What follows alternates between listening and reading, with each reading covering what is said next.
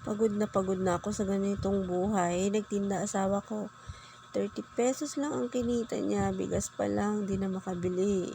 May 1 years old kaming pinapadede at 2 years, 5 years old. Tapos bukas magbabayad pa kami ng bahay. Di ko na alam anong gagawin ko. Itong asawa ko, sinabi ko na magtrabaho nang wag na umasa sa mga sideline niya. Pero ayaw niya makinig. Di naman ako pwede magtrabaho dahil itong 1-year-old ko, mix siya. Minsan dumidede sa akin. Yung panganay ko, nagrereklamo na gutom ba daw kahit kape wala akong mabili. Dahil inuna ko ibili ng gatas yung 30 pesos.